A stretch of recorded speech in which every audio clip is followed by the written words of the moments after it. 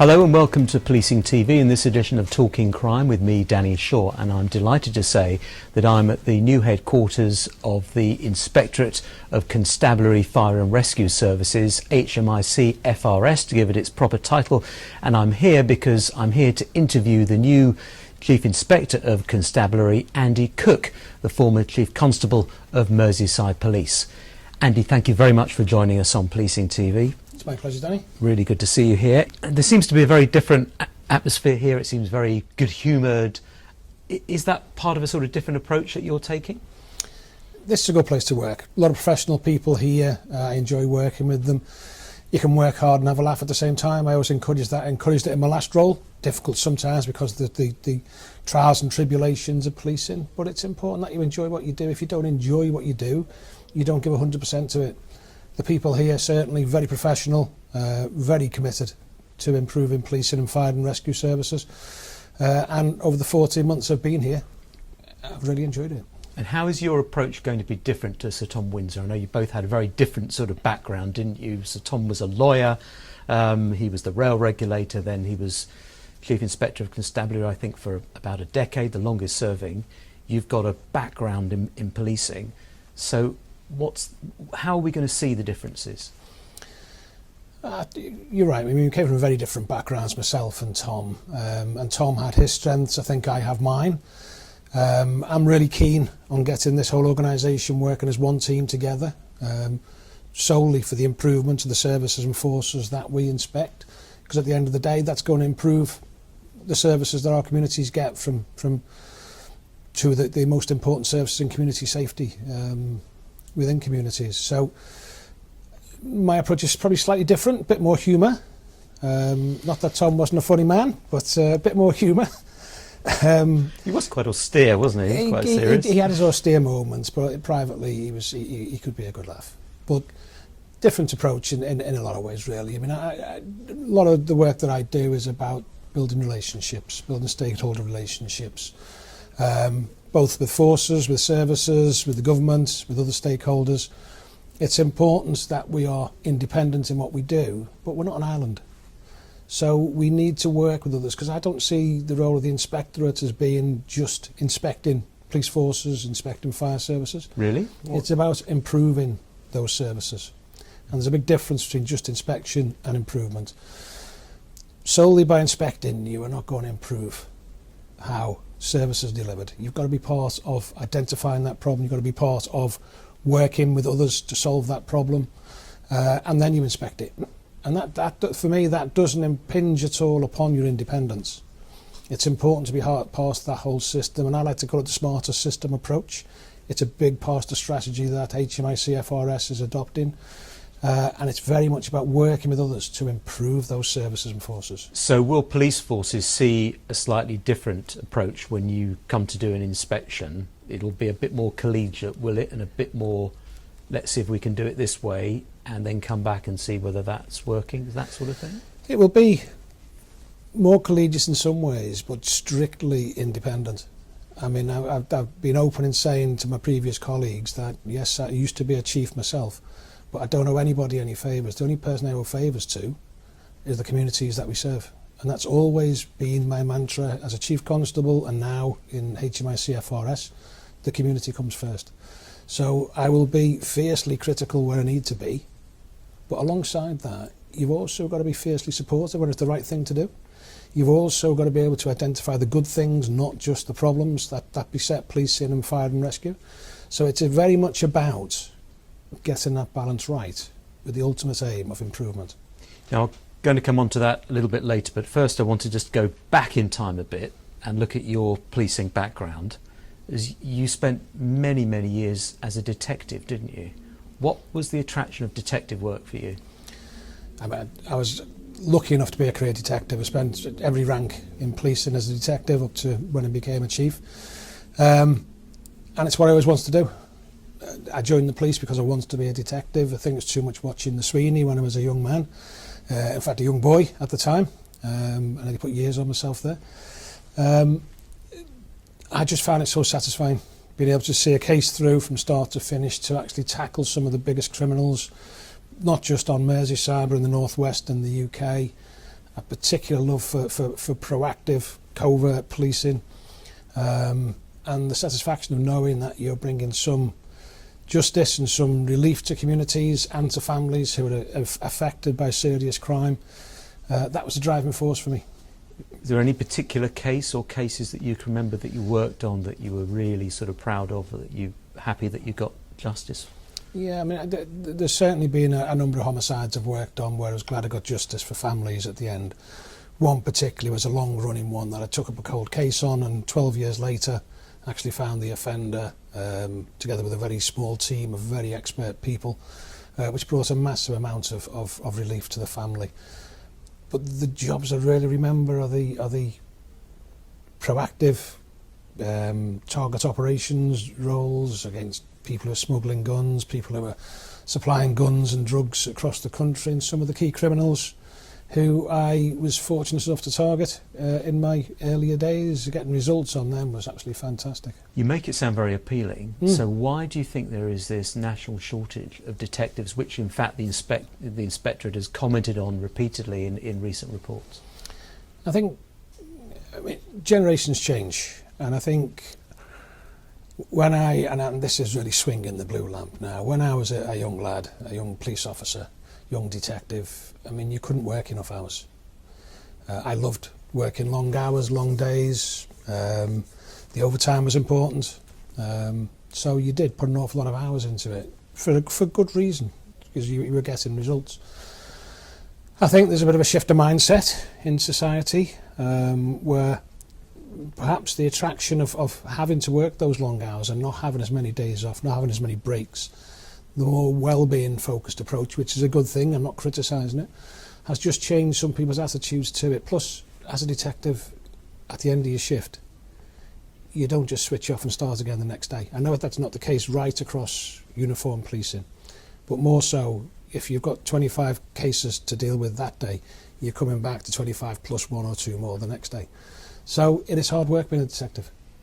But you've got to balance that with the job satisfaction, with the career satisfaction of knowing you're really making a difference to people's lives. So you talk about one of your aims is to try and improve things at the inspectorate. So what can be done to improve the situation so more people sign up to be detectives? I think policing needs to look at are the rewards right for detectives? There are an awful lot of specialist parts of policing. We all know that all deserve, and let me be quite clear from the start, police officers deserve to be paid more for what they do across the board. Simple as that. But if you're trying to attract people into certain roles, being a detective, should it carry a bounty as part of that? Should there be a bounty on the achievement of passing the various detective exams?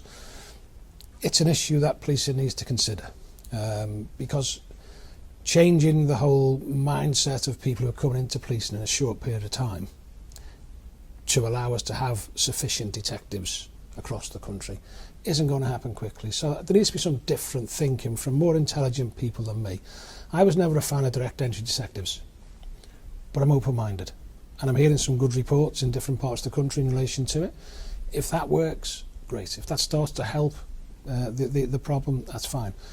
I do think we probably need more senior detectives in the senior ranks at Chief Constable level, because there's not that many anymore. And I think that whole sort of senior role model detective isn't as visible as perhaps it was when I was a detective inspector, detective chief inspector, detective superintendent. So encouraging more detectives to actually go through towards senior officer ranks through PNAC and through the SCC, maybe one way of doing it, but it's a difficult problem. There's no easy solution to it. If there was, some very capable chief constables would have sorted that out by now.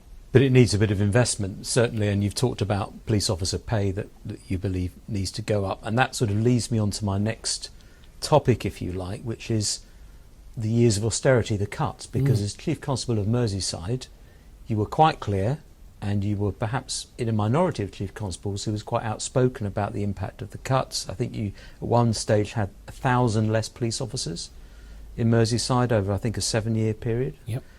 You said that means less proactivity, less ability to keep criminals on the back foot, less ability to deal with low-level issues, and some delays in responding to various types of crime. Have the problems of the austerity years, do you think, been rectified now? No. I think it'll take a few more years before those problems are eased.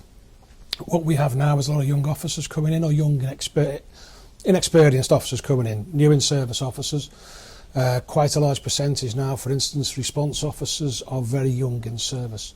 So the experience isn't necessarily there. So learning that street craft, learning that policing ability, learning what to look for, there are less and less people at that sharp end with that ability, because it is such a young intake that we have. So there are some concerns around that. There's also concerns, it takes years to train, for instance, someone to become a good detective. It takes a long time. It doesn't happen overnight. A lot of it is learning from others, a lot of it is experience. So it will take some time to actually reap the benefits of the additional 20,000 police officers that are coming into the service now. So whilst I applaud the additional 20,000 coming in, it's not an overnight fix. It will take some time to actually bed in. Do you think those cuts, how damaging do you think those cuts were to policing and criminal justice overall, when you ally it to cuts in other areas, to youth services, to the court system, Crown Prosecution Service and so on? What's your, when you look at the landscape, your predecessor commented on it a bit, what do you see?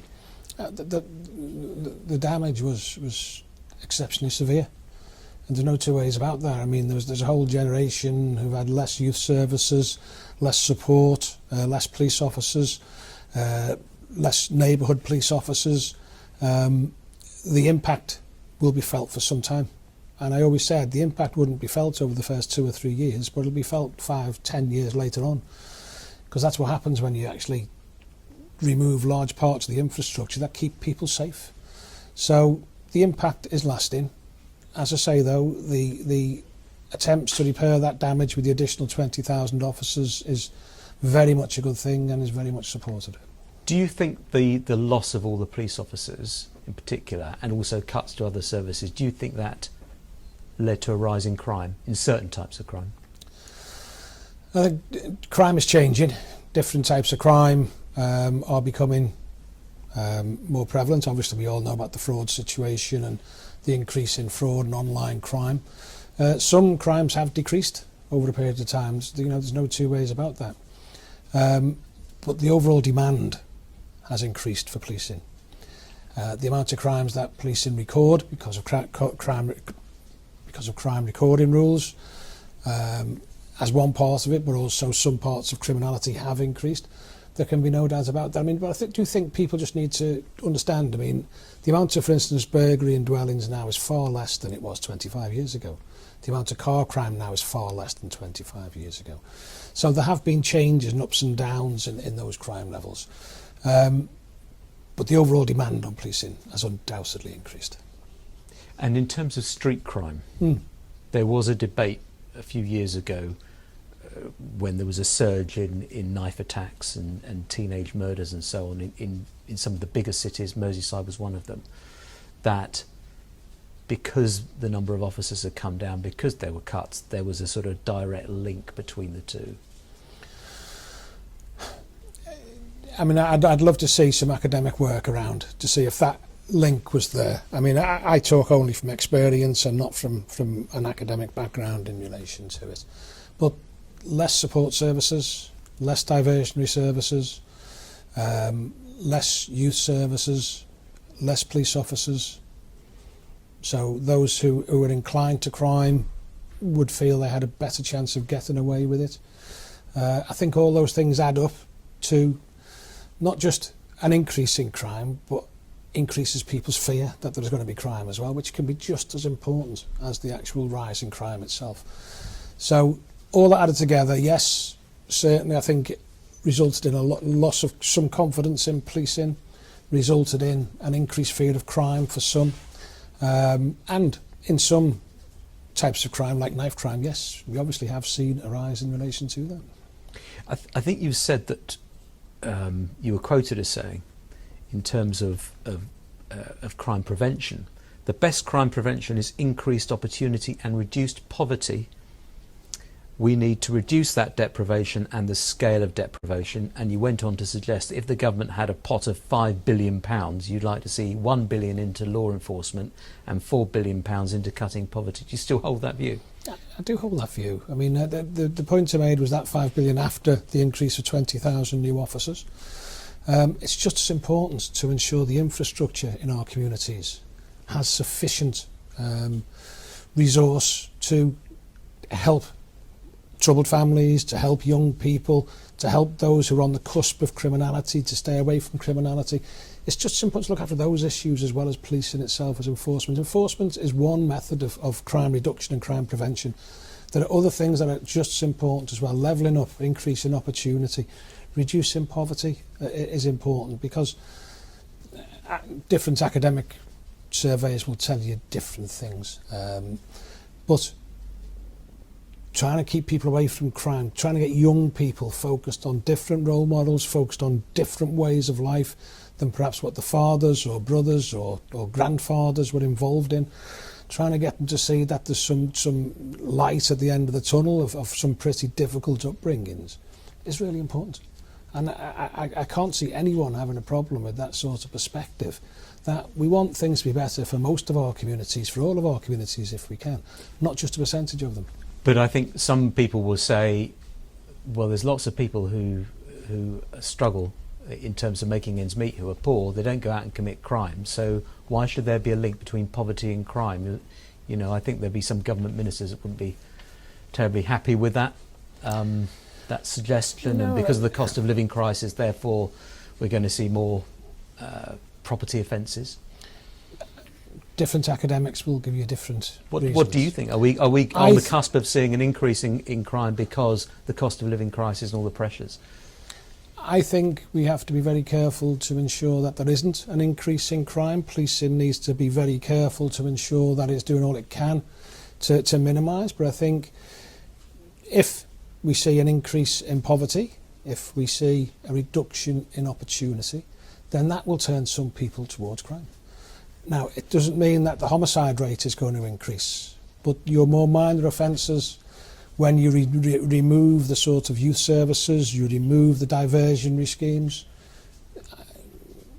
my experience would tell you that you may well see an increase in that crime. And I know not everyone will agree with that. I know quite publicly one of the ministers didn't agree with the point that I made. Does that bother you? No, it doesn't bother me. I'm here to be independent in what I say. I speak through experience. Everyone is entitled to their own view and opinion. It's important that people can have their own views and opinions. And I'm sure we'll discuss it further next time we meet. I'm sure you will. Where do you stand on the drugs laws? I've never been one for legalisation of drugs, but I think we need to do more to help those who are affected by drugs. So I'm very much in favour of the reduction in harm programmes that are ongoing, the violence reduction units sort of approach, the ADDA and various other approaches that are ongoing at the moment. But controlled drugs are against the law. So we need to tackle things that are against the law. The police do not make law, they follow the law. And there's a difference between the two. Do you think the approach in some police force areas with regarding possession is about right or is too relaxed? There are some police force areas where they will not proceed to prosecute people for possession. They'll try and get them on some diversionary scheme. Is that something you support, or? It's not something that I'm against. I think each force, each Chief Constable who is operational independent must make their own decisions about what is the best for their communities. And I don't have the answers for everything, and I'm not always right. Nobody is. So if it works in that environment, then that's fine. So turning to the landscape of policing that we're looking at the moment, we've touched on it. You touched on the very sort of young, inexperienced workforce that's in place and is about to be in place. Some forces are struggling, though, to meet their quota of new recruits, I think, by next March. The Met Police has come up with an idea to offer £5,000 to existing officers to transfer into the force. What do you make of that? I think each force needs to support each other in their attempts to ensure that they meet the 20,000 uplift. It's always difficult recruiting into the capital. I fully accept that. I mean, you know, it costs a lot of money to live here. It can be harder to attract people into the Metropolitan Police. I've not got involved in that discussion, I must admit, and I know there's been some dissatisfaction expressed by others. The Chief Constables and PCC is concerned they're all big boys and girls, and I'm sure they can sort it out together. But for as long as I can remember, forces have donated and received officers from others. A lot of Met officers used to join the Met and then go out to provincial forces. You had quite a lot of them in Merseyside. There's always been that sort of, the Met has always been a donor in relation to that usually. Increasing by the £5,000 is a very bold decision, and good luck to them.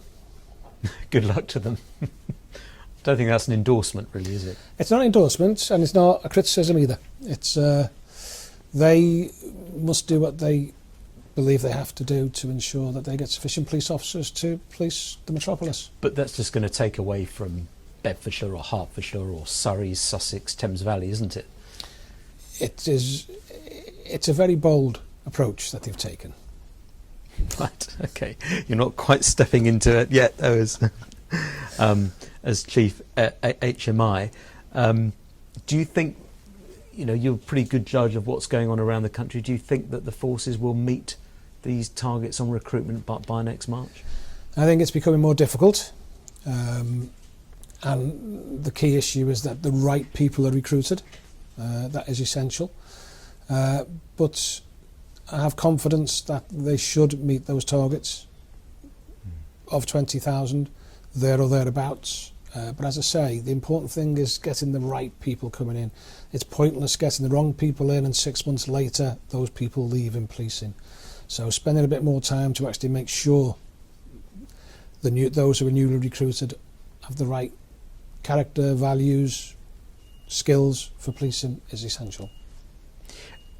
And when we look more broadly at the structure of policing, we did an interview with Dame Lynn Owens, who's for some time has held the view that there are too many police forces in England and Wales and we need to restructure and give more funding for sort of constabulary units or national crime agency or whatever.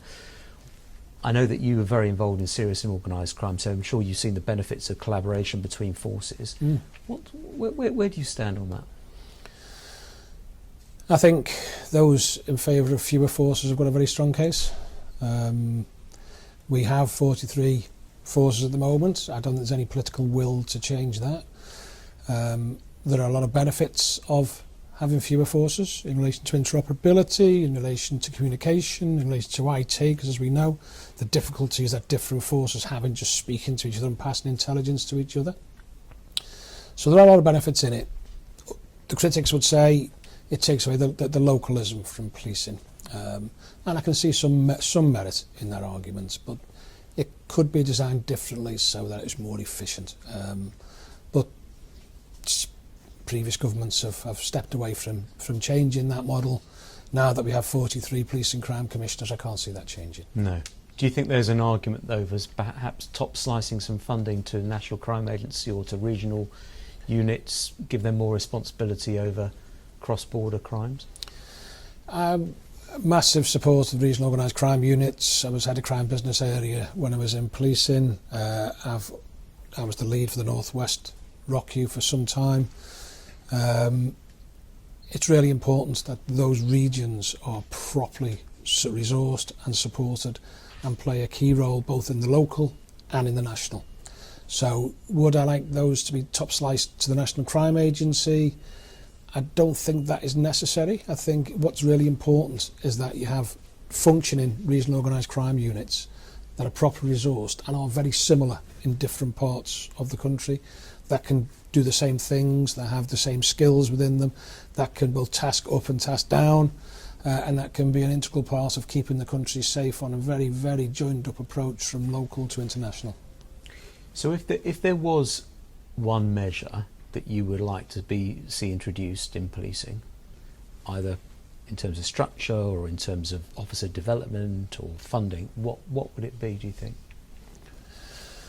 Oh, Putting you on the spot there, That's Andy. a very, very good question, Danny. Thank you.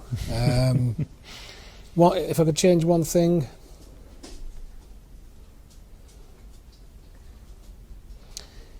It would probably be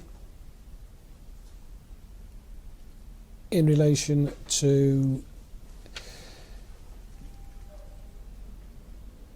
IT. It did take me some time to think about that because there's 2 or 3 that I could have mentioned. The incompatibility of IT across police in England and Wales is a major, I think, inhibitor to efficiency and effectiveness. Add that into the age of the Police National Database and some of the national IT solutions.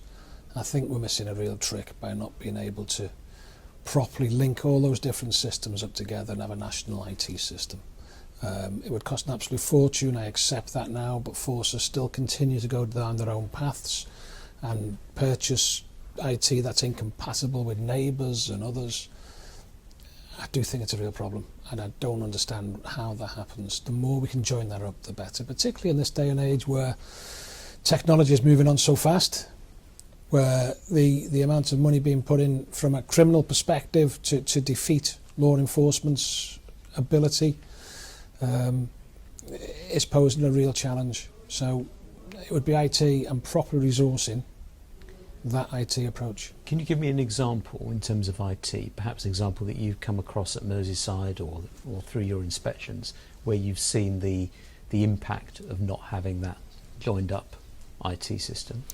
Well, I'll give you a very simple example. You know, the intelligence system in Merseyside and Manchester couldn't necessarily speak to each other because they were on different systems. However, with not too much work, Merseyside, North Wales and Cheshire joined up their systems, so the custody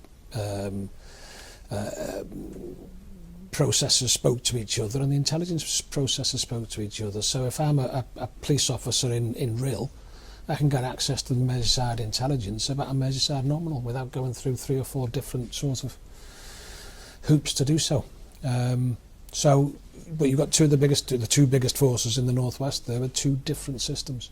That can't be good, considering that they actually border each other, that 2 sides of the road are 2 different forces, that you've got 2 totally different approaches. So if there's a suspect or someone who's not a formal suspect, a nominal as you say, in Merseyside, and they want to see if there's intelligence on them in Greater Manchester, how do they have to actually get on the phone and do that? Yeah, through control rooms or similar. I mean, you can get what's on obviously the Police National Database, but to actually get the current intelligence and any other information that's necessary, it's a phone call. So there may be some information on the national database, but the sort of local intelligence system in Greater Manchester, they've got to go through a phone call, get the right person to speak to, and presumably go through some sort of security clearance or whatever.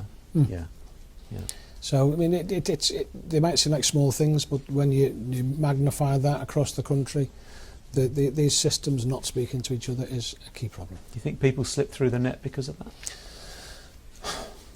I'm sure on some occasions people haven't been detained for offences where they should have been, because the Police National Database doesn't always get updated quickly enough, and having access to other systems would give you that information far more quickly. That's really interesting. Now, you've done quite a few interviews already since you've taken up your post, and you've got some more planned. 1 or 2 people seeing the headlines in the paper, Andy Cooke says this, new Chief HMI says that, say, who is this guy? He looks like he's kind of running policing across the country, and there's a couple of eyebrows have been raised about that. Is that your intention? Are you sort of wanting to stamp your authority around things? Or? No, this is very much about me introducing who I am to a different audience. I have views on policing which are gathered from 36 years of policing experience. As I said before, I'm not always right, but I do have a view. I've never, as you're aware, Danny, been afraid to raise that view, and I think it's important that the Chief HMI is prepared to speak up, speak out. I'm not here to usurp the authority of PCCs or of Chief Constables or anybody else. I'm part of a system approach to improving policing. I am very clear what my role is as part of that, but I'm also very clear that the inspectorate, as a very strong voice in the direction of policing, in ensuring policing is doing what it should be doing, in making sure that good practice is disseminated across policing. So I think I'll continue to do that. I don't speak to the media to make headlines. Sometimes the media make headlines out of things that actually aren't headlines, and surely not. Absolutely, and we all know when that's happened, and it's happened to me previously. I mean, so no, this is just about introducing ourselves and actually saying that we're the inspectorate. We're doing all we can to improve policing. We'll continue to do that, and we'll be a voice in doing that. Great. Well, we look forward to speaking to you again and hearing your views and reading your inspection reports. Andy Cooke, thanks very much for joining us on Policing TV. My pleasure, Danny. Thank you.